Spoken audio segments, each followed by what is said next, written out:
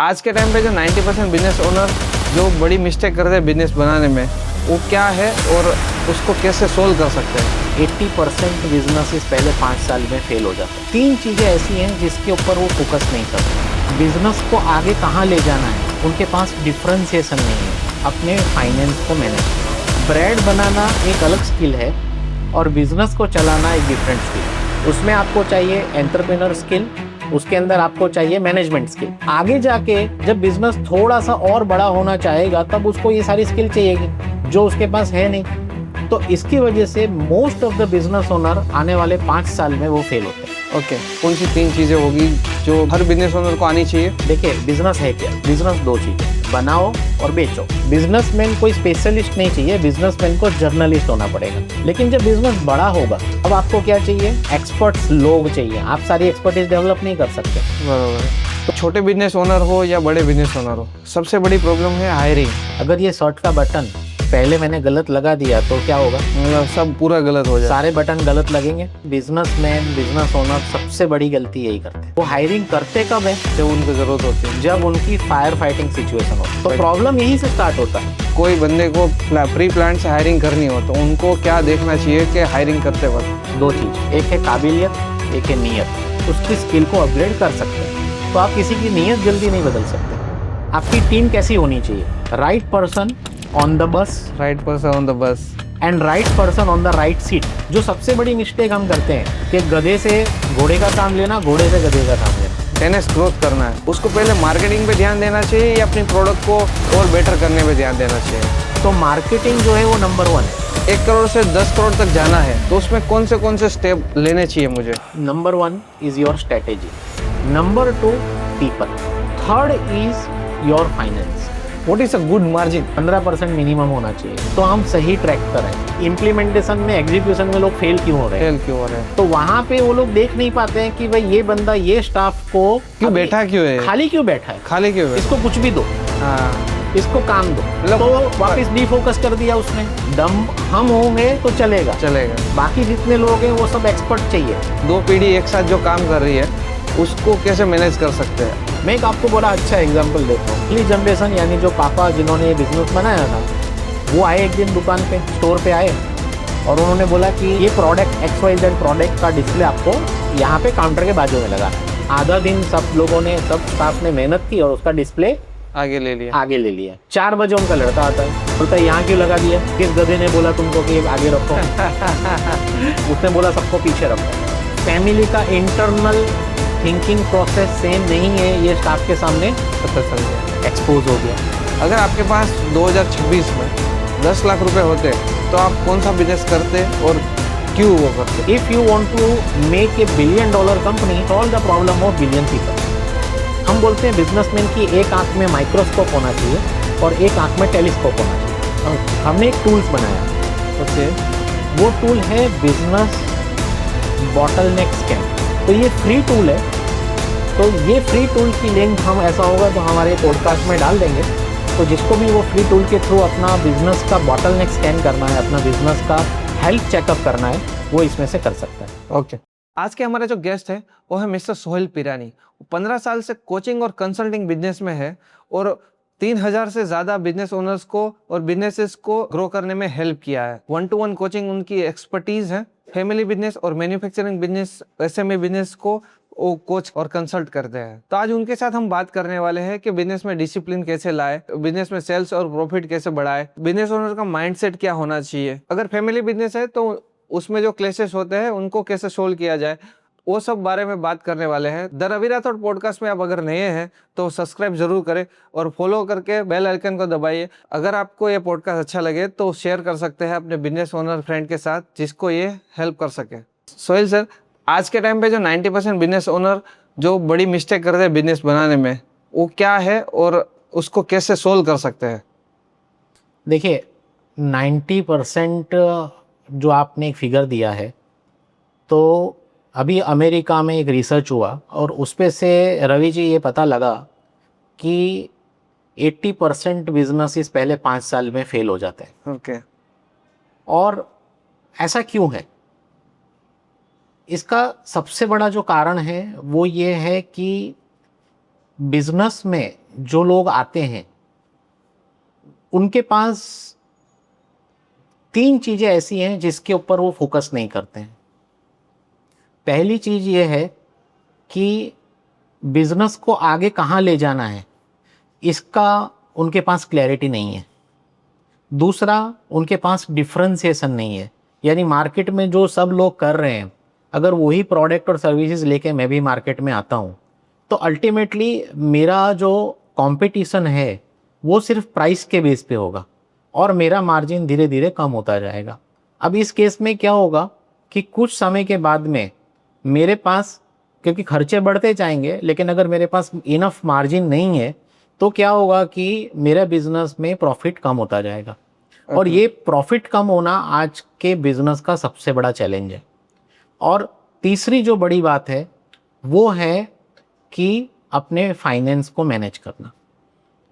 जब तक हम पैसे को बराबर मैनेज नहीं करते हैं तब तक कई बिजनेसमैन के साथ जब मैं बात करता हूँ और मिलता हूँ ना, तो उनको ये पता ही नहीं है कि मेरा प्रॉफिट कितना है, मैं कितना कमा रहा हूँ, मेरे खर्चे कितने हैं, और ये पूरा सर्कल चलता रहता है। और एक बुक है जिसका नाम है ई मिथ, जिसको माइकल ग्रैबर ने लिखा है। अभी इसमें इन्होंने जो आपका प्रश्न है ना, इसका बड़ा सुंदर इन्होंने आंसर दिया है। उन्होंने कहा है कि जैसे एक बेकरी में कोई शेफ है जो बहुत अच्छे ब्रेड बनाता है, और जब वो बिज़नेस चालू करता है तो उसको लगता है क्योंकि मैं बहुत अच्छे ब्रेड बनाता हूँ इसलिए कहीं ना कहीं मैं भी बहुत अच्छी तरीके से अपने बिज़नेस को चला सकता हूँ। अभी ट्विस्ट क्या है कि ब्रेड बनाना एक अलग स्किल है और बिज़नेस को चलाना एक डिफरेंट स्किल है। तो आप टेक्निकल स्किल में बहुत अच्छे हैं, आपको कपड़ा बहुत अच्छा बनाना आता है, आपको देखना अच्छा आता है, आपको डायमंड बहुत अच्छा देखना आता है, बनाना आता है, आपके पास टेक्निकल नॉलेज मशीन बनाने का बहुत अच्छा है, लेकिन बिजनेस चलाने का नॉलेज बहुत डिफरेंट है। उसमें आपको चाहिए एंटरप्रेन्योर स्किल, उसके अंदर आपको चाहिए मैनेजमेंट स्किल।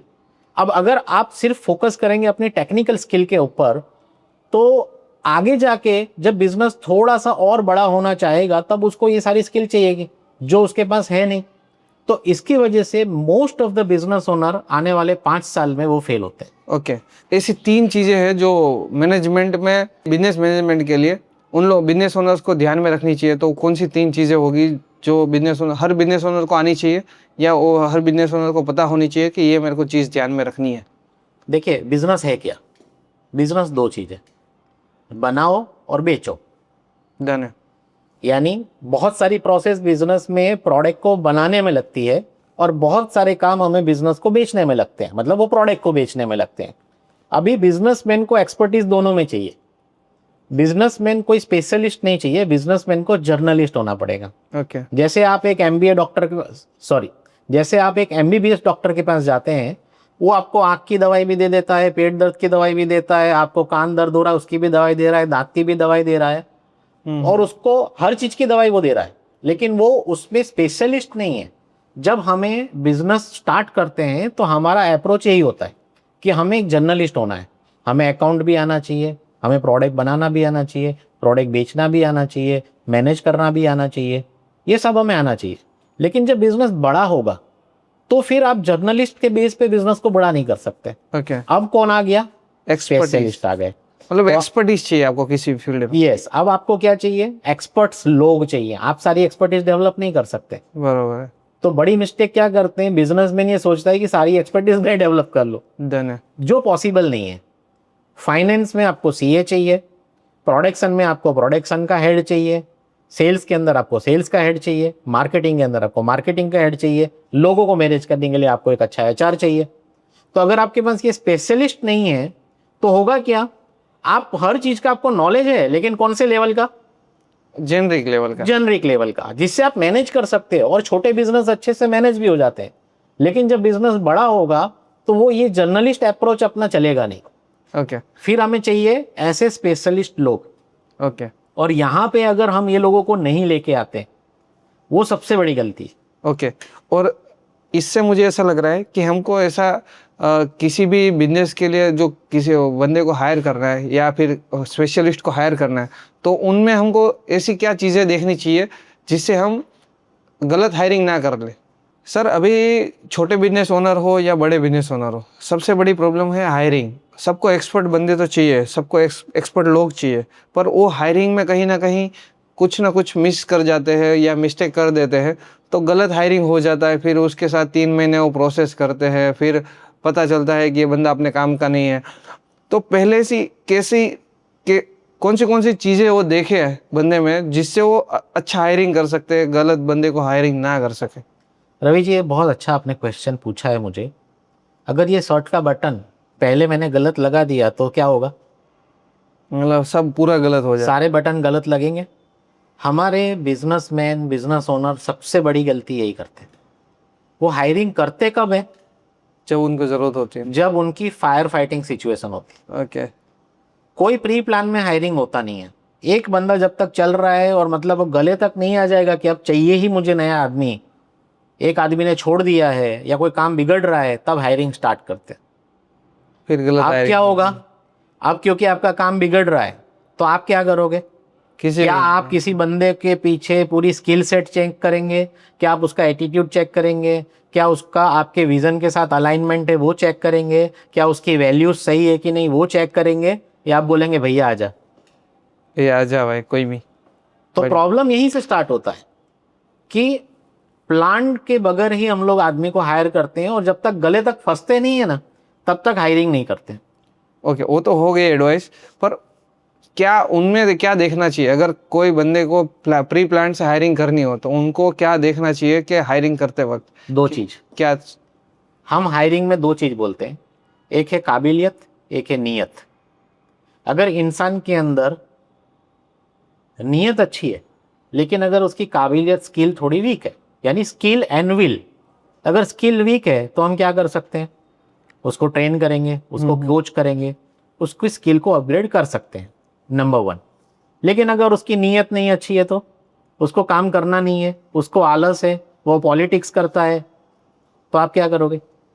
तो आप किसी की नीयत जल्दी नहीं बदल सकते, स्किल बदल। आप उसकी स्किल बदल सकते। तो पहली चीज आपको नीयत पे ध्यान तो रखना। पहला हमें देखना है कि उसकी नीयत, उसकी विल, काम करने की इच्छा, वो सही है कि नहीं, मतलब वो हमारी वैल्यू से मैच कर रहा है कि नहीं। ठीक है, अगर यहाँ पे हमने जरा भी गलती कर दी तो हमको एक अच्छा टैलेंटेड आदमी मिलेगा, लेकिन वो आके हमारे बिजनेस के कल्चर को बिगाड़ेगा। बढ़िया। तो सेल्स करने में वो बहुत अच्छा है, लेकिन कभी टाइम पे नहीं आता, ऑलवेज लेट होता है, कभी भी छुट्टी करता है, लेकिन बिजनेस का सबसे अच्छा सेल्समैन वही है। तो मतलब कुछ ना कुछ एटीट्यूड तो होते हैं लोगों में। एटीट्यूड होते हैं, लेकिन जब तक हमारे पास, अगर हमें लॉन्ग टर्म जाना है, देखिए हम जो भी अभी बात कर रहे हैं वो बिजनेस को एक बड़े लेवल पे ले जाने की बात कर रहे हैं, ठीक है? तो उसके अंदर अगर हमारी वैल्यूज के साथ में अगर वो बंदा मैच नहीं हो रहा है, और ये एक बंदे का, अभी इसके आगे का मैं आपको एक जवाब और देता हूँ। अभी आपने ये बंदा हायर कर लिया, अभी क्या हुआ कि वो बहुत अच्छा सेल्समैन है, आपका सबसे अच्छा सेल्समैन वही है, वो 40% सेल वो कर रहा है, ठीक है, लेकिन वो टाइम पे नहीं आ रहा है, वो छुट्टी कर रहा है, वो ऑफ टाइम में वीडियो देख रहा है मोबाइल पे, मतलब सारी एटीट्यूड रिलेटेड एक दूसरे की के साथ झगड़ा करता है, राइट?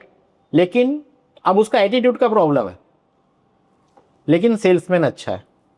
तो फिर उस सिचुएशन में क्या कर सकते हैं? अब मैं वही बोल रहा हूँ, अब ये केस में बिजनेसमैन फंस जाता है।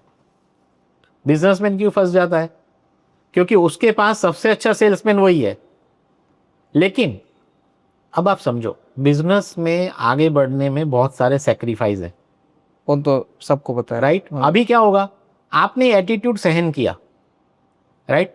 तो आपने पूरे सब बाकी जितने भी आपकी कंपनी में 10 लोग और काम कर रहे हैं, 15 लोग और काम कर रहे हैं, उसको क्या मैसेज दे रहे हो? कि भाई चल सकता है यहाँ पे। यहाँ पे आप अगर ROI जनरेट कर रहे हो, आप पैसा कम लाके दे रहे हो कंपनी में, तो मैं कुछ भी कर सकता हूँ। तो आपके लिए बाकी सब चीजें अलाउड है। फिर वो कस्टमर के सामने गाली बकेगा, वो एक दूसरे के साथ झगड़े करेंगे कस्टमर के सामने, तो भी आपको चलाना पड़े। तो उसका क्या सॉल्यूशन है? सिंपल है, मैंने आपको पहले ही बताया। आपको पहले आपके, जब भी आप हायरिंग कर रहे हैं ना, उस वक्त आपको ये ध्यान रखना है कि बंदा आपका एटीट्यूड से अच्छा हो। बढ़िया। जब तक वो आपने सेक्रीफाइस कर दिया तो फिर आपके पास दूसरा कोई रास्ता बचेगा नहीं। या तो आप ये बंदे को धीरे धीरे आप मोल्ड करो, लेकिन वो चांस बहुत कम है।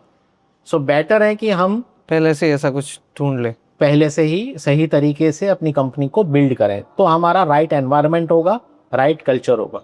बढ़िया। एक बड़ी अच्छी बुक है जिसका नाम है good to great. Good to great. और Right? मैंने अभी पढ़ना शुरू किया है। गुड टू ग्रेट में उन्होंने लिखा है कि आपकी टीम कैसी होनी चाहिए। सो उन्होंने एक एग्जांपल दिया है, right person on the bus right person on the bus. And right person on the right seat. Yes. अभी प्रॉब्लम अब दो है, देखिए।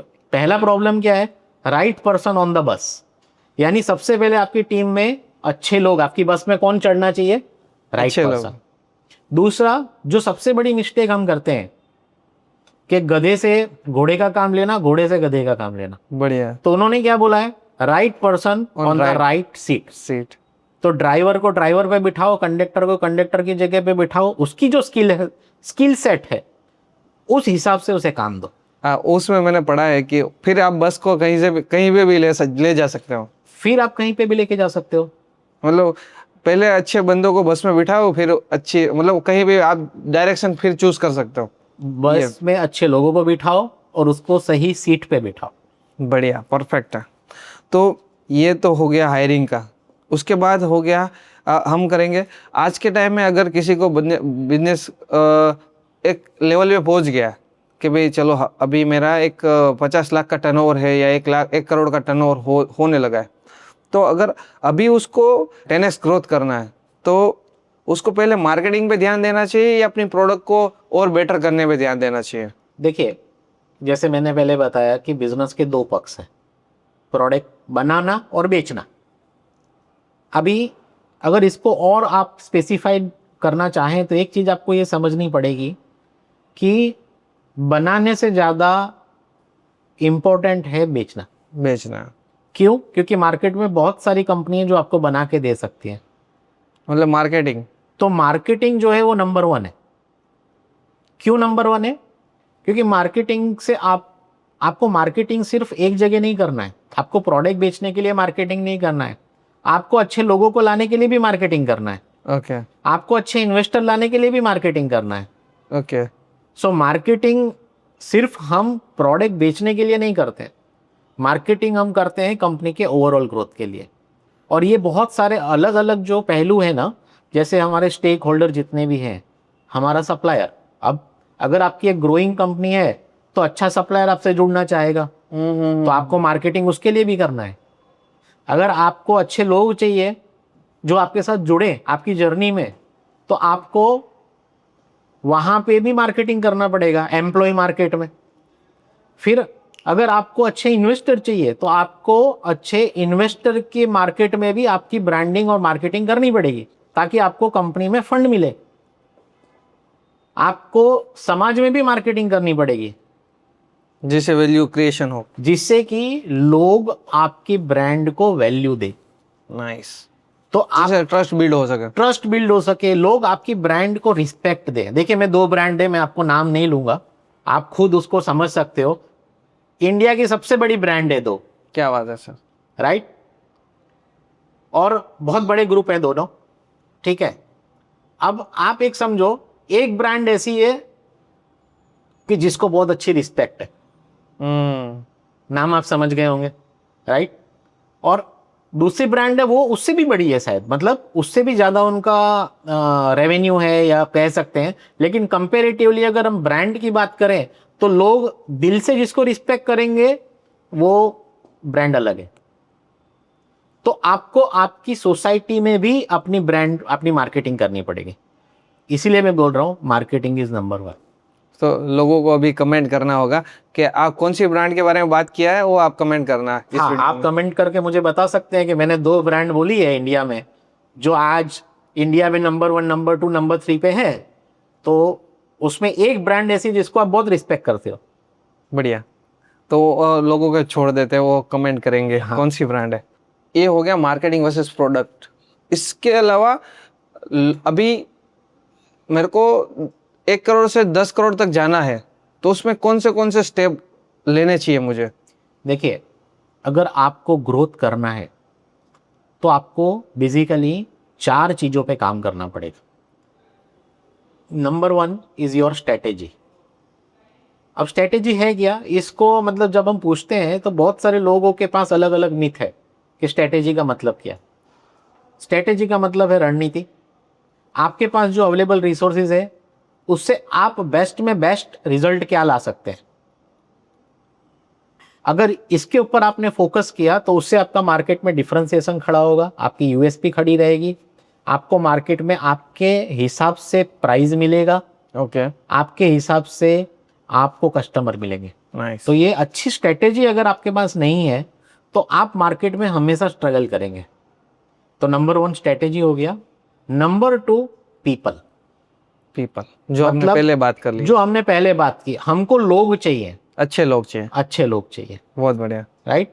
और सबसे बड़ा प्रॉब्लम क्या है कि जब ये ग्रोइंग कंपनी की हम बात कर रहे हैं, कंपनी स्टार्ट हो गई, ग्रो करने लगी, 5-10 करोड़, 15 करोड़, 20 करोड़ हो गया, अभी उनके पास अगर लीडरशिप टीम नहीं है, जिसको हम बोलते हैं second line of leader, second line of leader, राजा है, उसके नीचे मंत्री। सेनापति मंत्री अगर नहीं है तो प्रॉब्लम ये होगा कि सब कुछ राजा कर रहा है। तो सेकेंड लाइन ऑफ लीडर जब तक आप बिल्ड नहीं करोगे आप ग्रो कर ही नहीं सकते। ओके, मतलब वो आपका बॉटलनेक हो गया। लोग फंस जाते हैं, ओनर फंस जाता है डे टू डे ऑपरेशन में, तो उसको उसके नीचे लीडर्स लाने पड़ेंगे। उसके नीचे लीडर्स लाने पड़ेंगे, तैयार करने पड़ेंगे। दूसरा, उसको हमारे कल्चर में ढालना पड़ेगा। तीसरा, उनकी रिस्पॉन्सिबिलिटी फिक्स करनी पड़ेगी, उनका केपीआई हमें फिक्स करना पड़ेगा। देन उनके पास से हमें राइट स्ट्रक्चर में हमें एक उनसे रिपोर्टिंग लेना पड़ेगा। ये जब तक गवर्नेंस सिस्टम हम नहीं एस्टेब्लिश करेंगे, जिसको हम बोलते हैं कॉरपोरेट स्टाइल में आपको आपका बिजनेस को रिव्यू करना है या गवर्नेंस करना है, वो जब तक हम नहीं करेंगे, हमारे पास अब 2 तरह के प्रॉब्लम मैंने देखे। एक है जिसके पास लीडरशिप टीम नहीं है, दूसरा जिसके पास लीडरशिप टीम है लेकिन सब अस्त व्यस्त, कौन कहाँ लड़ रहा है पता नहीं है। ओके, आप समझे रवि जी? बढ़िया। एक है जिसके पास लीडरशिप टीम है ही नहीं, तो वो तो वैसे ही बेचारा फंस गया, मर गया, वो समझ लो। दूसरा है जिसके पास है, होने के बावजूद भी सब काम कौन कर रहा है? ओनर ही कर रहा है, ऑनर ही कर रहा है। क्योंकि पता ही नहीं किसको क्या करवाना है, कौन कहाँ लड़ रहा है, किससे क्या उसने करवाना क्या आज रिजल्ट प्रोड्यूस किया, वो डिपार्टमेंट ने क्या किया, उसके बारे में ऑनर को कुछ नहीं पता है। तो एक व्हाट्सएप पे मैसेज डाल देता है कि आज ये हुआ, खत्म हो गई कहानी। तो केपीआई पे किसी का ध्यान ही नहीं है। केपीआई जो है, की परफॉर्मेंस इंडिकेटर, उसके ऊपर ध्यान नहीं है। और वो भी हमारा होना चाहिए, हमारा 1 साल का प्लान क्या है, ओके, और वो 1 साल का प्लान हमारा कनेक्ट होगा हमारा 3 या 5 साल का प्लान क्या है, जिसे हम विजन बोलते हैं। विजन। तो विजन से हमारा 1 साल का प्लान निकलेगा, और 1 साल के प्लान से हमारा 90 दिन के ऑब्जेक्टिव निकलेंगे कि आने वाले 90 दिन में हमें क्या करना है। और हर डिपार्टमेंट हेड वो 90 दिन के काम के लिए, उसका एक एक टास्क के लिए जवाबदार रहेगा, जो केपीआई हम फिक्स करेंगे। उसके ऊपर हमारा रेगुलर बेस पे हमें उसको, बिजनेस ओनर को चेक करना पड़ेगा कि केपीआई कहीं मिस तो नहीं हो रहा है, और उसको अगर कहीं बॉटलनेक आ रहा है तो उसको दूर करना पड़ेगा। ओके, तो जब तक ये नहीं करेंगे, ये सेकंड पार्ट हो गया। तो first is strategy, third is people, second is people, third is your finance. Finance. पैसा, जैसे ही आप ग्रोथ करोगे ना, तो ग्रोथ के पीछे एक वर्ड लगता है, ग्रोथ सक्स कैश। कैश फ्लो खराब हो जाता है। आपका कैश फ्लो खराब होगा। क्यों होगा? अब जैसे ही आप ग्रो करने जाओगे, आपको अच्छे लोग चाहिए, वो अच्छे लोग अच्छे पैसे में मिलेंगे, तो वापिस आपका पैसा वहां पे लगेगा। आपको अच्छी मशीनरी चाहिए, वहां पे पैसा लगेगा। अच्छा इंफ्रास्ट्रक्चर चाहिए, वहां पे पैसा लगेगा। अच्छा मार्केटिंग करना है, वहां पे पैसा लगेगा। तो उसको कैसे, कैश फ्लो को कैसे मैनेज कर सकते हैं बेटर वे में? देखिए, कैश फ्लो को मैनेज करने में सबसे पहले तो हमें ये पता होना चाहिए कि हमारा प्रिडिक्टेबल कैश फ्लो क्या है, ओके। हमारा कितना पैसा आना चाहिए। अगर मैं कोई एक्सपांड करने की सोच रहा हूँ, तो अगर मैं उस एक्सपांड से मेरे को कितना पैसा आएगा, वो मेरे को प्रिडिक्टेबल? वैसा नहीं। देखो, जब एक्सपेंशन होगा और उसके बेस पे पैसा आएगा, वो तो बहुत फ्यूचरिस्टिक बात हो गई। हमें जो कुछ ग्रो करना है वो करंट कैश फ्लो से मैनेज करना है। ओके। लेकिन करंट कैश फ्लो में हमारा पैसा कहाँ फंस रहा है? सबसे ज्यादा पैसा फंस रहा है हमारा इन्वेंट्री में। हमारा इन्वेंट्री अगर बहुत ज्यादा है तो हमारा सबसे ज्यादा पैसा वहां फंस गया। दूसरा, हमारी उधारी, अगर मार्केट में हमारा उधार बहुत है, वहां से पैसा रिफंड नहीं आ रहा है, टाइम पे नहीं आ रहा है, तो हमारा कैश फ्लो स्टक हो गया। हम्म। तो ऐसे 2-3 एरियाज हैं जहां पे हमारा पैसा ब्लॉक हो रहा है, ओके वो ब्लॉक को हमको पहले रिलीज करना पड़ेगा ताकि हमारा कैश फ्लो इतना प्रॉपर रहे कि हम अपने ग्रोथ को फंड कर सकें। ओके फिर हमारा मार्जिन हो गया कि हम, कुछ बिजनेसमैन मैंने देखा है 1%, 2%, 3% पे बिजनेस कर रहे हैं, उनको पूरी कॉस्ट भी नहीं पता है कि मेरे बिजनेस में और क्या क्या कॉस्ट लग रही है। ओके राइट, अपना खुद का पैसा लगा हुआ है, ना उसका इंटरेस्ट गिन रहे हैं, अपनी जगह का रेंट नहीं गिन रहे हैं। तो प्रोफेशनल अगर एक कंपनी अपना एक ब्रांच खोलेगी तो वो हर पैसा गिनेगी कि वो ब्रांच खोलने में कितना एक्सपेंस हुआ, उसका रेंट कितना जा रहा है, वहाँ पे हमने कितना कैपिटल लगाया, उसको हम बैंक कितना इंटरेस्ट बैंक को पे कर रहे हैं। तो इस तरह से प्रोफेशनल अकाउंटिंग सिस्टम अगर हम नहीं करते हैं और अपने मार्जिन को अगर हम ग्रो नहीं करते हैं ओके तो तब तक हम अपने कैश फ्लो को ग्रो नहीं कर सकते, और जहाँ पैसा स्टक है वो सारे एरिया से पैसा निकालना पड़ेगा। ओके थर्ड, फोर्थ, तो सर मार्जिन की बात हुई तो मैं आपको एक क्वेश्चन पूछता हूँ, what is a good margin? देखिए इंडस्ट्री के हिसाब से अलग अलग है, लेकिन गुड मार्जिन ये है कि अगर आपका राइट डिफरेंशिएशन है तो आप इंडस्ट्री से एटलीस्ट 1.5 से 2 गुना ज्यादा मार्जिन आपको मिलना चाहिए। ओके इंडस्ट्री जो एवरेज आ रही है, मतलब मेरा 10% मार्जिन है, किसी इंडस्ट्री का एवरेज मार्जिन 10% है, 10% है तो हमारा 1.5 गुना होना चाहिए, मतलब 15 से 20%। 15% मिनिमम होना चाहिए, तो हम सही ट्रैक पर हैं। ओके ये हमारी बिजनेस की हेल्थ अच्छी है। ओके तो वैसे फोर्थ चीज जो मुझे आपको बतानी है वो था एग्जीक्यूशन, इम्प्लीमेंटेशन। ओके ये सब होता है, हमारी तीनों चीज हमारी राइट है, हमारे पास स्ट्रेटेजी है, हमारे पास पीपल है, हमारे पास कैश फ्लो भी अच्छा है, लेकिन चीज जो हम प्लान बना रहे हैं वो इम्प्लीमेंट नहीं हो रहा है। तो बहुत सारी चीजें बिजनेसमैन के दिमाग में है, लेकिन वो कभी पेपर पे नहीं आती, और पेपर पे आती है तो कभी वो फ्लोर पे नहीं आती। फ्लोर पे नहीं आते।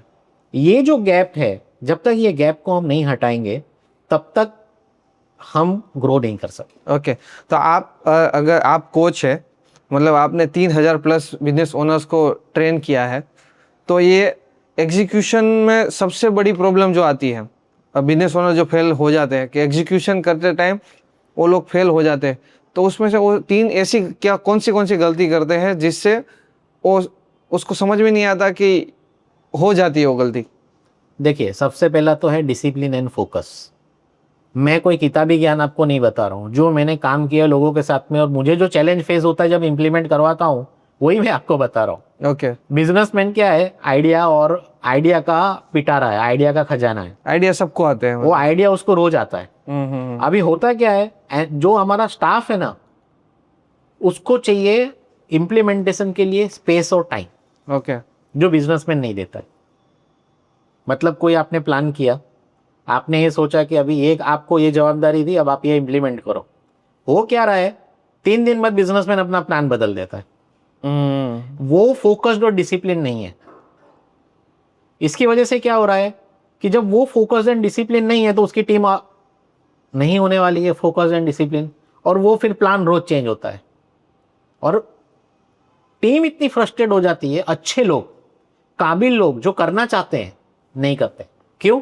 क्योंकि डिसिप्लिन नहीं है। क्योंकि बिजनेस ओनर रोज प्लान चेंज कर रहा है, हर वीक उसके पास एक नया प्लान है। वो डिसिप्लिन नहीं है, वो फोकस नहीं है, वो स्टेटिक नहीं है। जबकि स्टाफ को एक स्टेटिक माइंडसेट है, इसलिए वो जॉब कर रहा है। तो स्टेटिक माइंडसेट को आपको देना पड़ेगा, भाई 3 महीना ये प्लान बन गया, ये फिक्स हो गया, अब इसको इंप्लीमेंट करने के लिए एटलीस्ट 3 महीना दो, फिर उसका रिजल्ट मॉनिटर करो। ये क्या है, आज प्लान दिया, एग्जीक्यूट किया, दूसरे दिन से एनालिसिस चालू, मतलब एक दिन में तो रिजल्ट नहीं आता है। तो नहीं आएगा। और आपको जब तक बिजनेस ओनर डिसिप्लिन और फोकस नहीं होगा ना, वो कभी भी ग्रोथ नहीं करेगा। और सेकंड थिंग है, इसके पीछे कारण क्या है? इसके पीछे कारण है उसकी मेंटेलिटी, माइंडसेट बिजनेसमैन का। जैसे बिजनेसमैन ने 3-4 टास्क दे दिए, बोले आप यह काम करो। अब बिजनेस पे ये देख नहीं पाता है कि मेरा स्टाफ फ्री बैठा है। मतलब कई सारे, मैं सबकी बात नहीं कर रहा हूँ, अगर मैं अपने जो भी व्यूअर्स हैं उससे मैं अभी ऐसे में उनको मैं सॉरी बोलूंगा अगर कोई इसको मिसअंडरस्टूड करे। मैं सबकी बात नहीं कर रहा हूँ, जो फेल हो रहे हैं मैं उसकी बात कर रहा हूँ। हमारा क्वेश्चन है इम्प्लीमेंटेशन में, एग्जीक्यूशन में लोग फेल क्यों हो रहे हैं? तो वहां पे वो लोग देख नहीं पाते हैं कि भाई ये बंदा, ये स्टाफ को क्यों बैठा, क्यों है खाली, क्यों बैठा है, इसको कुछ भी दो, इसको काम दो। तो वापस डिफोकस कर दिया उसने, फिर मतलब वो अच्छा बंदा है, वो अच्छी चीज पे ध्यान हटा गया, दूसरी चीज करेगा तो फिर वो फोकस नहीं रह पाएगा नहीं जो रहे। मेन चीज है उसके जो ऊपर। मेन चीज, ओके, बढ़िया, ये बढ़िया था। ये सबसे बड़ा प्रॉब्लम। मतलब लोगों को ऐसा लग रहा है कि मैं पैसा दे रहा हूँ तो फिर मेरे को काम करवाना पड़ेगा। मतलब निचोड़ने की जो एक हाँ, मेंटेलिटी है mentality कुछ है। लोगों में, सबकी बात नहीं है, लेकिन कुछ लोगों में है, वो फेल होते हैं। क्योंकि उनको, देखो आप ज्यादा काम लो, इससे मैं इनकार नहीं कर रहा हूं, आप काम प्रॉपर लो। हम ये कहते हैं as a business coach consultant कि आदमी की प्रोडक्टिविटी आनी चाहिए, ओके, लेकिन प्रोडक्टिविटी कई जगह पे स्टाफ को मेंटल वर्क करना है, उनके स्पेसिफिक एरिया से आनी उसके चाहिए। स्पेसिफिक एरिया से आने चाहिए। कई बार क्या है, जैसे मैंने देखा है कि भाई एक प्रोडक्शन हेड है, जैसे कि एचआर का मैं एग्जांपल देता हूँ। अभी एचआर का मेन काम है क्या है कि एम्प्लॉय का जो मैनेजमेंट करना है, स्टाफ का मैनेजमेंट करना है। अभी उसको आपने लगा दिया है खाते में प्रोडक्शन का आउटपुट गिनने के लिए कि भाई इसका डेटा एंट्री कर देना, प्रोडक्शन कितना हो रहा है। तो वन टाइम हेल्प बराबर है, लेकिन वो प्रोडक्शन का बंदा नहीं है। उसको आप खाली, क्योंकि आपको कुछ ना कुछ देना है, काम पे लगाना है, तो आपने कुछ भी उठा के दे दिया तो कि भाई आपने इसको प्रॉपर वसूल करो। आपने कभी किसी कंपनी में ऐसा कुछ देखा हो तो आपकी स्टोरी आप बता सकते हो कि कोई मैं एक कंपनी में गया था, वो कंपनी में हम लोग ने काम स्टार्ट किया था, टेक्सटाइल का कंपनी था। उसमें हुआ यही कि जितने भी लोग हैं, हर लोग को जो माइंडसेट होता है बिजनेस ओनर का कि हर पर्सन को काम आप ऐड करते जाओ, ओके, मतलब वो फ्री नहीं होना चाहिए, मतलब पूरा दिन उसके उसके पास काम ही उसके करो। पास काम होना चाहिए। मतलब आज एक काम दिया, अब वो उसके उसके क्राइटेरिया में आ रहा है नहीं आ रहा है, वो हमें नहीं देखना है। मतलब वो फ्री हुआ, कुछ तो दो, कुछ तो काम कराओ उससे। काम करना चाहिए। जबकि हम इसका रिवर्स बोलते हैं, हम उसको बोलते हैं उसके पास से जो लेवल का बंदा है वो लेवल का आप काम करवाओ, जिससे आपकी कंपनी को ज्यादा प्रॉफिट मिलेगा। प्रॉफिट हो। राइट। अभी एक मैनेजर लेवल का बंदा है, उसको अगर हम बोलेंगे तू चाय कॉफी ले आ, अच्छा नहीं लगेगा वो, तो अच्छा भी नहीं लगेगा। और दूसरा क्या हुआ, हम उसको प्रोडक्टिविटी को डिग्रेड कर रहे हैं। डिग्रेड कर। वो काम कर लेगा, या डेटा एंट्री का काम करवा रहे हैं फॉर एग्जांपल, चाय की बात छोड़ देते हैं, लेकिन अगर वो एक ऐसे लेवल का बंदा है जो कि कंपनी के लिए राइट मार्केटिंग स्ट्रेटेजी बना सकता है, उसके पास से हम डेटा एंट्री करवा रहे हैं, तो मतलब वैल्यू नहीं कर रहे हैं तो उनकी। हम उसके पास से लो वैल्यू काम करवा रहे हैं। अब बिजनेसमैन खुद भी लो वैल्यू काम कर रहा है, वो एसी का मैकेनिक आया कि नहीं, वो प्लम्बर आया कि नहीं, वो वहाँ पे आज खाना जो बना है उसमें क्या बना है खाने में स्टाफ के लिए, तो उसमें हमको कैसे बनाना है, तो वो इन सब चीज़ों में दिमाग लगा रहा है। और वो ये नहीं सोच रहा है कि भाई मैं अपना दिमाग ऐसी जगह लगाऊं कि मेरा कॉम्पिटिटर क्या कर रहा है, मेरी इंडस्ट्री कहाँ पे जा रही है। तो ये एक सोच है, जो सोच वो नीचे भी डाल देता है। सर अभी हमने माइंडसेट की बात की, जो लोग कोई जो सीनियर आदमी है उससे लो वैल्यू का काम कराते हैं, अगर बिजनेस ओनर को स्ट्रॉन्ग माइंडसेट बिल्ड करना हो तो कैसे कर सकता है वो? देखो सबसे पहले तो मेरा ये मानना है, इतने जो आपने बोला कि 3,000, 3,500, 5,000 लोगों के साथ मैं काम किया है, बिजनेस ओनर के साथ, एंटरप्रेन्योर के साथ, तो मैंने एक चीज जो मैं सबसे ऊपर जिसको रखूंगा ना, वो है माइंडसेट। स्ट्रॉन्ग माइंडसेट कैसे बिल्ड कर मैं वही बता रहा हूँ। अभी माइंडसेट क्या है ना, इसको पहले समझना पड़ेगा। सकते? ओके, माइंडसेट क्या है? माइंडसेट का मतलब है कि कई बार आप जो सोचते हैं ना वो सही है, ओके, वो आपका माइंडसेट है। फॉर एग्जांपल आप बोलोगे कि मार्केट में मंदी है, तो आपने ये सोचा और आपने ये मान लिया, तो ये एक माइंडसेट हो गया। कई लोग बोलेंगे मार्केट में बहुत अपॉर्चुनिटी है, तो उसका माइंडसेट वहां पे सेट है, वो उसके लिए सही है।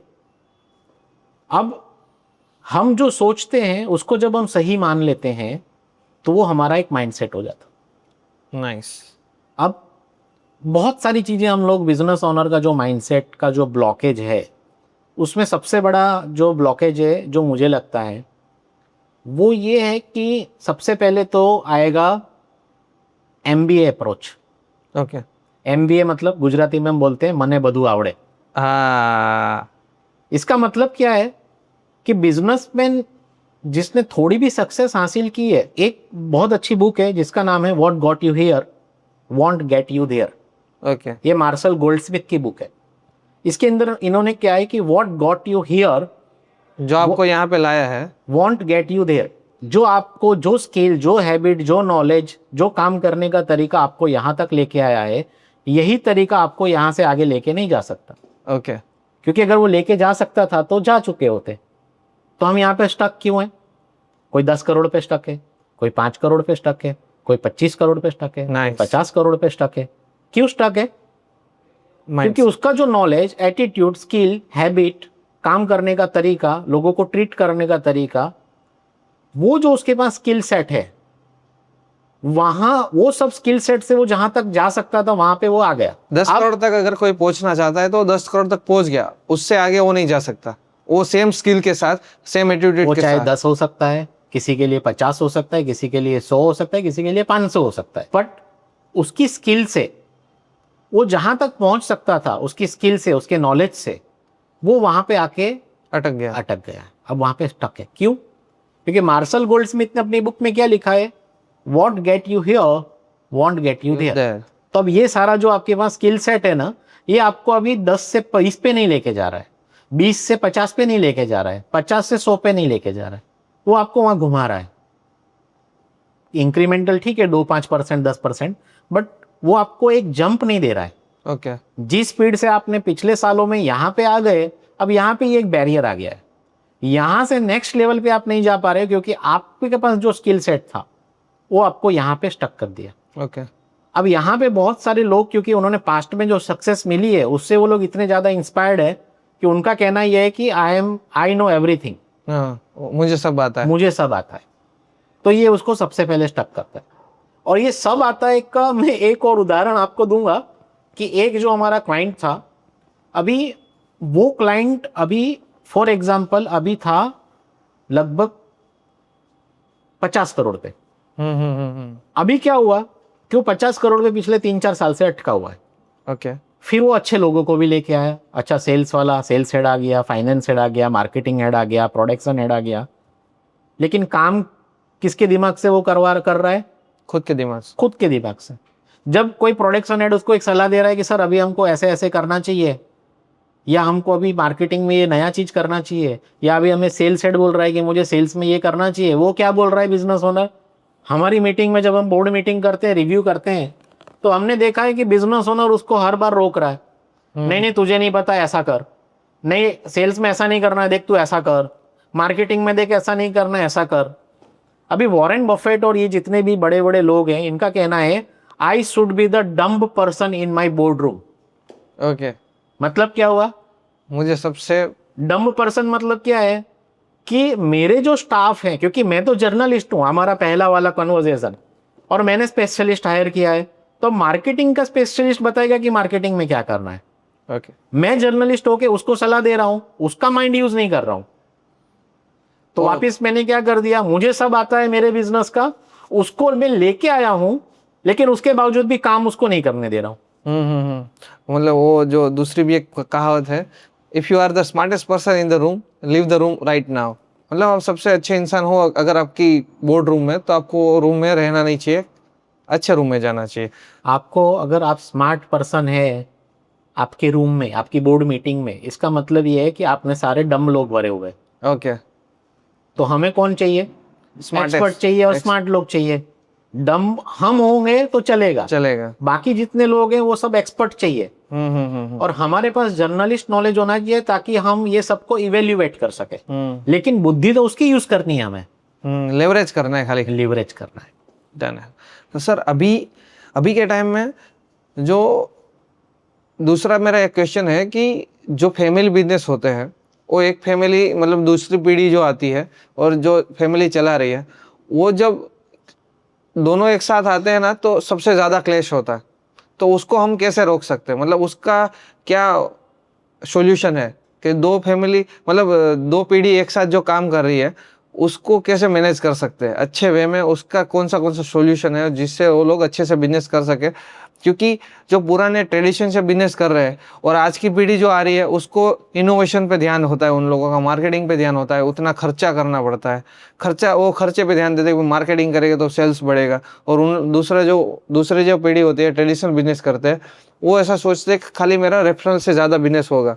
तो उसको कैसे मैनेज करते हैं, मतलब कैसे कर सकते हैं बेस्ट वे में? रवि जी, मैं ये कहूँगा कि ये अभी तक का सबसे बेस्ट क्वेश्चन है, और हमारे जितने भी व्यूअर्स इसको देख रहे हैं और जितने भी फैमिली बिजनेस के साथ जुड़े हुए हैं, उन्हें ये जवाब को बहुत ध्यान से सुनना चाहिए।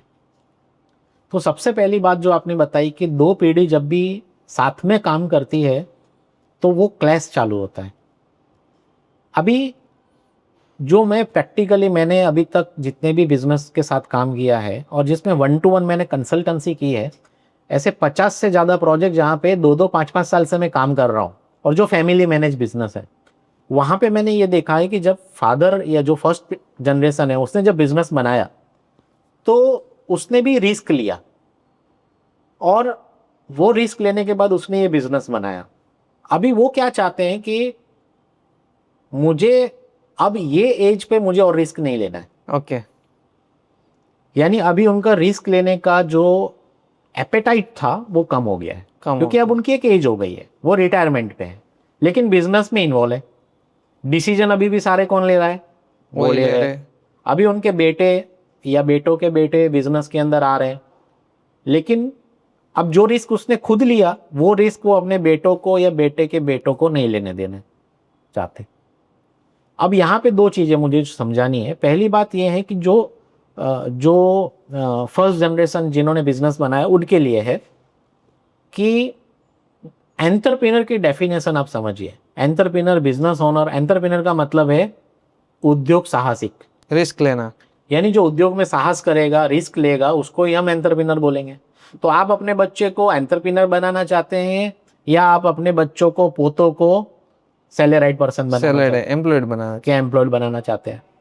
तो अगर आप उसको एंटरप्रेन्योर बनाना चाहते हैं तो आपको उनको रिस्क लेने देना पड़ेगा। ये तो बड़ी क्लियर बात है। हाँ, अब रिस्क को मिनिमाइज कर सकते हैं और उसके लिए सबसे अच्छा तरीका है, दो चीजें हमें करनी पड़ेगी। सबसे पहले हमें बिजनेस का एक बजट बनाना पड़ेगा। ओके। यानी जब मेरे पास बजट क्लियर है, जैसे आपने एक मार्केटिंग का क्वेश्चन कहा कि भाई मार्केटिंग मुझे करना है और सेल्स बढ़ानी है, तो प्रॉब्लम कहाँ पे आता है? बजट। कुछ लोग इसको खर्चा गिन रहे हैं। लेकिन अगर हमने ये बोला कि भाई मेरा अगर 5 करोड़ का सेल है या 10 करोड़ का सेल है, उसका मैं 1% मार्केटिंग पे खर्चा करूंगा, ये बजट हो गया। तो अब 1%, 10 करोड़ का 1% हमने बजट कर दिया है, 10 लाख। ठीक है। तो ये 1% बजट में अब मेरी सेकेंड जनरेशन या मेरे बच्चे जो भी हैं, लड़का है या जो भी मेरे पोते हैं, उनको ये बजट मिल गया कि भाई अब आपको मार्केटिंग करने से ना नहीं है, लेकिन ये बजट में करो। यानी रिस्क हमने मिनिमाइज कर दिया। 10 लाख तक करो, आपको जो भी करना है, मतलब डिजिटल उनको रिस्क लेने देने का हमने मौका दिया, लेकिन एक लिमिट के अंदर। बढ़िया।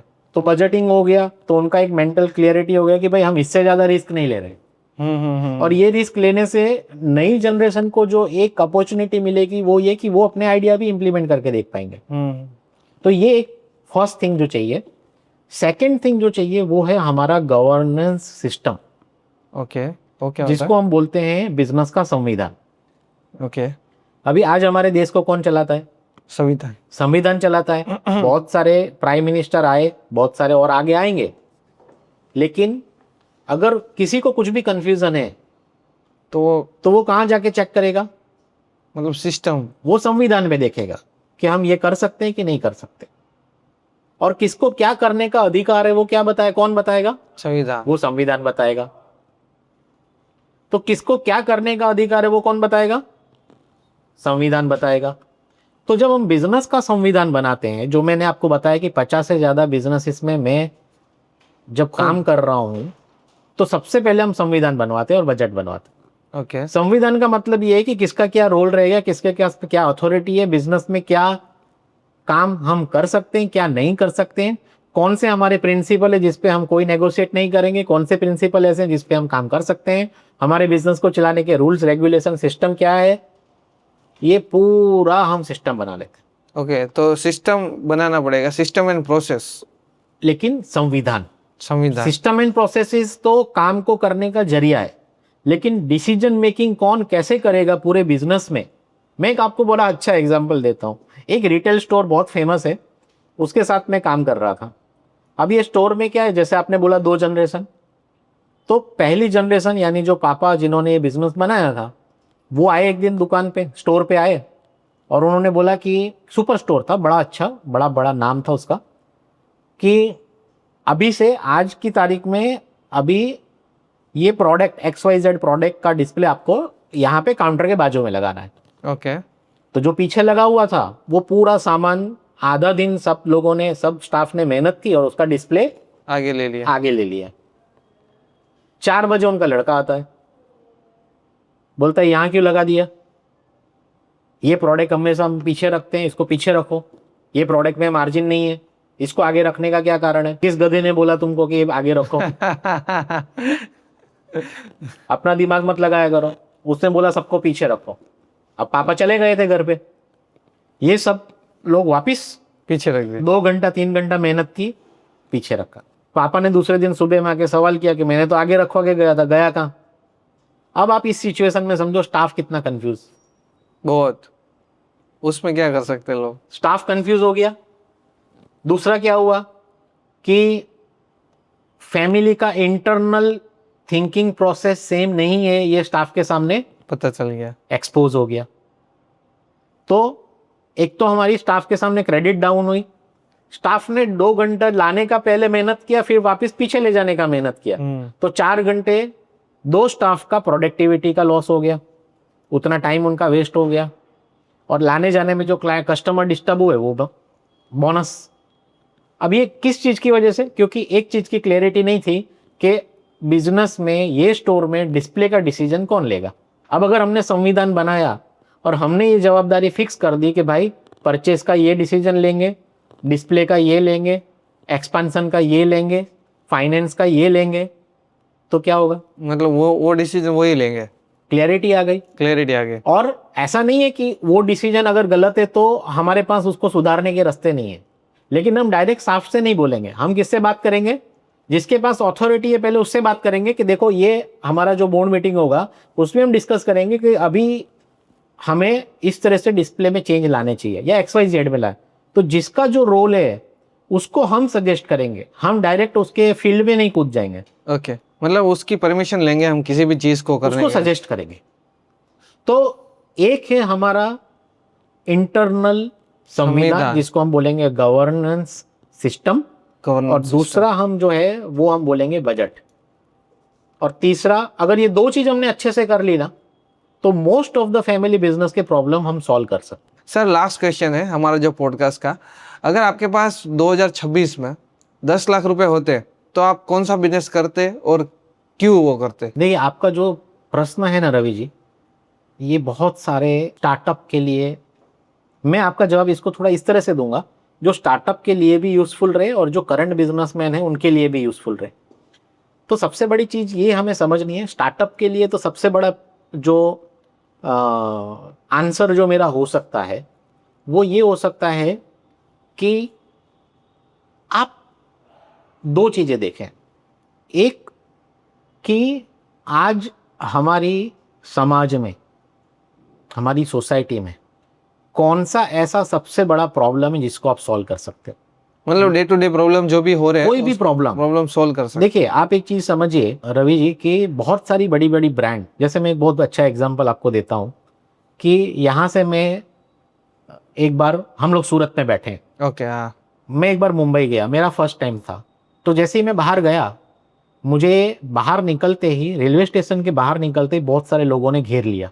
ऐसा सब जगह होता है, राइट। अब वो लोग कौन थे, टैक्सी वाले, पुलिस और ऑटो वाले।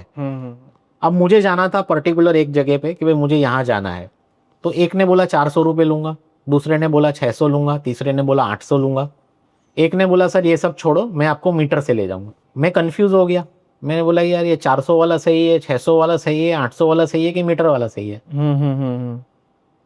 तो फिर मुझे दिमाग लगाया, मैंने बोला यार सेफेस्ट कौन सा है, तो सेफेस्ट है मीटर से जाना। तो भाई मीटर पे जो दिखाएगा वो हमें देना है। बढ़िया। मैं बैठ गया। अब मैंने नॉर्मली किसी से पूछा था कि भाई आपको वहाँ पहुँचने में 15 मिनट लगेंगे, अभी ये 20 मिनट हो गए, 25 मिनट हो गए, मैं बैठा हूँ टैक्सी में। अभी मेरे दिमाग में ख्याल चालू हुए, क्या ये मुझे घुमा रहा है, ये मुझे घुमा रहा है ये मुझे नाइस 400 600 नहीं, ये मुझे 800 तक पहुंचा के ही दम लेगा। जब ये टैक्सी वाले जब मुझे घेर लिया उन्होंने बाहर निकलते वक्त, तो टैक्सी वाले का कंपटीशन किससे था, दूसरे टैक्सी वाले से। एक ऑटो वाले का दूसरे ऑटो वालों से। और उन लोग को ऐसा लग रहा था कि ये रिक्शा चलाने के और ऑटो चलाने के बिजनेस में कौन आएगा, इसमें तो कोई नहीं आएगा। तो हमारा कंपटीशन हम दोनों से लाइफ टाइम, जिंदगी भर जब तक पृथ्वी रहेगी, हमारा कंपटीशन हमारा इंटरनल रहेगा। रहेगा। अभी उबर और ओला ने एंट्री मारी। अब हुआ क्या आप समझिए कि मेरा जो ये प्रॉब्लम था, दूसरा, एक दिन मुझे मेरी वाइफ को भेजना था रात को, तो सुबह 5 बजे की ट्रेन पकड़नी है और 4 बजे निकलना है घर से, और मैं अनफॉर्चुनेटली छोड़ने नहीं जा सकता। मैंने सोचा मैं ऑटो वाला बुला लेता हूँ।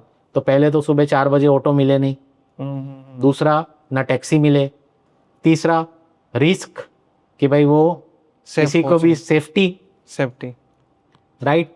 और दूसरा प्रॉब्लम कि भाई टैक्सी भी इतनी अच्छी नहीं आती थी, गंदी, इतना क्लीनिंगनेस नहीं था, ड्राइवर इतना सोफिस्टिकेटेड नहीं था, भाव ताल में झगड़े। अब ये सारे प्रॉब्लम को एक आदमी जो बाहर बैठ के ऑब्जर्व कर रहा था कि ये इंडस्ट्री के ये सारे प्रॉब्लम है, उसने क्या किया, एक सॉल्यूशन बनाया जिसका आपने बता दिया, ओला एंड उबर। अब वो ओला एंड उबर जब बन गया और सिस्टम आ गया, तो पहले तो लोगों ने बोला ये नहीं चलेगा, फिर धीरे धीरे लोगों ने उसको एक्सेप्ट किया। अब ऐसा हो गया है कि ओला और उबर के बगैर हमारा टाइम, मतलब हमको कहीं पहुंचना है तो हम सबसे पहले ओला और उबर उसी को यूज करते हैं। अब टैक्सी वाले और ऑटो वाले के लिए क्या हुआ कि या तो अब ओला और उबर के लिए काम करो या धंधे से बाहर चले जाओ। तो मैं ये बताना चाह रहा हूं कि जिसने ओला या उबर जो भी बनाया, उसने क्या ऑब्जर्व किया मार्केट में, डे टू डे प्रॉब्लम, जो डे टू डे प्रॉब्लम कि भाई गंदी टैक्सी मिल रही है, टाइम पे पहुंच नहीं रहे हैं, भाड़ा कंफ्यूजिंग है, सेफ्टी नहीं है। तो एक सॉल्यूशन ऐसा बनाओ जो ये सबका मतलब इलाज कर दे, मतलब सॉल्यूशन ही बना दो। तो सॉल्यूशन बनाया। तो आपने जो सवाल पूछा कि क्या बिजनेस करना चाहिए, तो मेरा जवाब है कि आप ये प्रॉब्लम ढूंढो और उसका सॉल्यूशन बनाओ। वो प्रॉब्लम को अगर आप दूर करते हो, और जितने ज्यादा लोगों का प्रॉब्लम दूर करोगे उतनी बड़ी कंपनी बनाओगे। Nice. If you want to make a $1 billion company, solve the problem of billion people. Nice, बहुत बढ़िया। अब ये मैंने कहा स्टार्टअप के लिए। जो रेगुलर बिजनेसेस में हैं उनके लिए मेरा जवाब ये है कि आप 3 चीज देखो। सबसे पहले आपकी स्ट्रेंथ क्या है, आपकी कैपेबिलिटी क्या है, आप क्या बना सकते हो, आपकी रियल स्ट्रेंथ क्या है। आपकी मशीन, एक कंपनी थी जिसके साथ मैं काम कर रहा था, उनकी स्ट्रेंथ थी R&D, तो वो लोग मशीन बना रहे थे, लेकिन मशीन बनाना उनकी प्रोडक्ट थी, उनकी स्ट्रेंथ R&D थी। ओके। तो हम कभी कभी प्रोडक्ट को स्ट्रेंथ बना देते हैं, वो दोनों अलग है। तो आपकी स्ट्रेंथ को पहचानो, आपकी वीकनेस को पहचानो, और थर्ड थिंग, आप ट्रेंड देखो, ट्रेंड क्या चल रहा है, ट्रेंड क्या चल रहा है। आने वाले समय में आपकी कंपनी ऐसी कौन सी प्रोडक्ट बनाए अपनी स्ट्रेंथ को यूज करते हुए कि वो आपको आने वाले समय में बहुत सारे प्रॉब्लम सॉल्व कर सके और आपकी कंपनी को अच्छा प्रॉफिट दे सके। और ये अगर एग्जिस्टिंग कंपनियां करती हैं, तो जब भी हम प्लानिंग करते हैं कंपनियों के साथ बैठ के कि भाई हमारी कंपनी को आगे कहाँ लेके जाना है, तो सबसे पहले हम ये आइडेंटिफाई करते हैं कि ट्रेंड क्या है आपकी इंडस्ट्री के हिसाब से, आपकी स्ट्रेंथ क्या है, रियल स्ट्रेंथ। प्रोडक्ट आपकी स्ट्रेंथ नहीं है, मतलब प्रोडक्ट के अंदर आपकी जो एक्सपर्टीज है, और आपकी वीकनेसेस क्या है, उनको आइडेंटिफाई करके हम आगे का प्लान बनाते हैं। ओके। तो ये एक चीज हो गया। और थर्ड चीज जो सबसे इंपॉर्टेंट मैं कहना चाहूंगा, बहुत सारे जब मैं पॉडकास्ट करता हूँ, सेमिनार करता हूँ, मैं लगभग 60 से ज्यादा बिजनेस एसोसिएशंस हैं कि जो ट्रेड एसोसिएशंस हैं, उनको मैं एवरी ईयर उनकी जो AGM होती है, एनुअल जनरल मीट, उसमें मैं उनको एड्रेस करने जाता हूँ। तो अपने व्यूअर्स को मैं ये भी कहूँगा कि अगर कोई एसोसिएशन के प्रेसिडेंट, सेक्रेटरी या मैनेजमेंट के लोग इसको सुन रहे हैं, तो वो हमें इनवाइट कर सकते हैं इस तरह की स्पीच उनके एसोसिएशन स्पेसिफिक देने के लिए, ओके, जिससे उनके एसोसिएशन के एंटरप्रेन्योर को हम मोटिवेट कर सकें। नाइस। तो वो जब मैं कर रहा था, तो किसी ने मुझे पूछा कि सर हमें नई अपॉर्चुनिटी कहाँ मिलेगी। ओके। तो मैंने बोला नई अपॉर्चुनिटी कहाँ मिलेगी, इसका जवाब बहुत सिंपल है। पीटर ड्रकर है, जो मैनेजमेंट के बहुत अच्छे गुरु हैं, इन्होंने अपनी बुक में लिखा है, पीटर ड्रकर ने, कि there are 2 centre, one is cost centre, one is profit centre. आपकी फैक्ट्री, आपका गोडाउन, आपकी ऑफिस कॉस्ट सेंटर है, मार्केट प्रॉफिट सेंटर है। ओके यानी जहां पे आपका कस्टमर बैठा है, जहां पे आपका कॉम्पिटिटर बैठा है, जहां पे आपका सप्लायर बैठा है, तो आपका 80% टाइम या 60% टाइम एटलीस्ट आपका मार्केट फेसिंग एक्टिविटी में जाना चाहिए ओके और 40% टाइम आपका बैकएंड में जाना चाहिए। अभी होता क्या है, हमारा बिजनेसमैन सबसे ज्यादा कहाँ टाइम स्पेंड करता है? उसकी ऑफिस में। उसकी ऑफिस पे। वो उसको फंसा देता है, बहुत बढ़िया। अपॉर्चुनिटी उसको नहीं मिलती है। मतलब बिजनेस ओनर को अपनी ऑफिस में बैठना ही नहीं चाहिए। वेस्ट के अंदर अभी नो ऑफिस या नो कैबिन रूल आ गया है। उसमें क्या है, कॉन्फ्रेंस रूम है, बिजनेस ओनर को काम करना है, कॉन्फ्रेंस रूम में जाएगा, काम कर लेगा, उसको अपनी पर्सनल कैबिन बनाने की जरूरत नहीं है। बहुत बढ़िया, बहुत ही बढ़िया। वो कैबिन बनाई तो उसकी जेल बन जाएगी। मतलब उसको ज्यादा मार्केट में ही रहना है, उसको अगर ग्रोथ market में करना है रहना तो मार्केट फेसिंग एक्टिविटी। तो अपॉर्चुनिटी कहाँ है? मार्केट में है। मार्केट में। वहीं आपका कॉम्पिटिटर है, क्या नया लेके आ रहा है, वहीं आपका सप्लायर है, वहीं आपका कस्टमर है, और वहीं पे एग्जीबिशंस हो रहे हैं। राइट। अगर मुझे कोई भी नई प्रोडक्ट मुझे लॉन्च करनी है तो मैं कहाँ लॉन्च करता हूँ? Exhibitions, trade fair. Exhibition market तो में मुझे ज्यादा से ज्यादा ट्रेड फेयर, एग्जीबिशंस और ये सब जगह पे मुझे विजिट करना चाहिए। विजिट करना चाहिए। वहीं से मुझे अपॉर्चुनिटी मिलेगी। Oh nice. हम एक बहुत बड़ी टेलीकॉम कंपनी को जानते हैं जिसके रिंगटोन AR रहमान ने बनाई थी। ओके। कौन थे? कौन सी कंपनी की बात कर रहा हूं मैं? डोकोमो। नहीं, idea. Airtel. Airtel. Okay. Airtel के फाउंडर हैं सुनील मित्तल। अब सुनील मित्तल जी का जो पुराना व्यवसाय था वो टेलीकॉम में कैसे आए? तो टेलीकॉम की जो अपॉर्चुनिटी थी, वो एक बार सिंगापुर गए और वहां पे उन्होंने वॉकी टॉकी देखा और उन्होंने ये देखा कि ये बहुत अच्छी अपॉर्चुनिटी है ये इंडस्ट्री में, जहां पे कम्युनिकेशन हम इजीली कर सकते हैं। ओके। और वहां से वो टेलीकॉम में आए और आज आपको पता है एयरटेल कितनी बड़ी कंपनी है। बहुत बड़ी। तो ये अपॉर्चुनिटी कहाँ मिलती है? जब आप बाहर निकलेंगे, देखेंगे, ट्रेड फेयर में जाएंगे, एग्जीबिशन में जाएंगे, कॉम्पिटिटर को मिलेंगे, आपके सप्लायर को मिलेंगे, वहां से आपको ये सारी अपॉर्चुनिटी मिलेगी। ये लास्ट क्वेश्चन था, पर मेरा एक क्वेश्चन और आ गया है, मैं पूछ लेता हूँ। आज के टाइम में अपॉर्चुनिटी बहुत ज़्यादा दिख रही है लोगों को, मार्केट में यूथ को ज़्यादा अपॉर्चुनिटी दिख रही है कि ये करूँ ये करूँ ये करूँ। सो ज़्यादा यूथ कंफ्यूज है कि मुझे ये करना चाहिए या करना चाहिए, समझ में नहीं आता। तो कन्फ्यूजन को कैसे दूर करे और कौन सी फील्ड में जाए वो, जिससे वो इजीली सक्सेस हो जाए उसकी, मतलब उसकी लाइफ में, करियर में। देखो, इसका जवाब हम ऑलरेडी दे चुके हैं। सबसे पहले आपको ये देखना है कि रियल प्रॉब्लम सॉल्व होना चाहिए। ओके। राइट। आप मार्केट में जो भी प्रोडक्ट, सर्विस, आप टेक स्टार्टअप है या आप रिटेल स्टोर खोल रहे हैं या आप कुछ बना रहे हैं, कुछ मैन्युफैक्चरिंग कर रहे हैं, जैसे हम लोग मैक्सिमम मैन्युफैक्चरिंग कंपनीज के साथ काम करते हैं, तो हम यही देखते हैं कि सबसे पहले आप ऐसी कौन सी चीज बना रहे हैं जो मार्केट के प्रॉब्लम को सॉल्व कर रही है या उसकी नीड को पूरा कर रही है। पूरा करेंगे। राइट।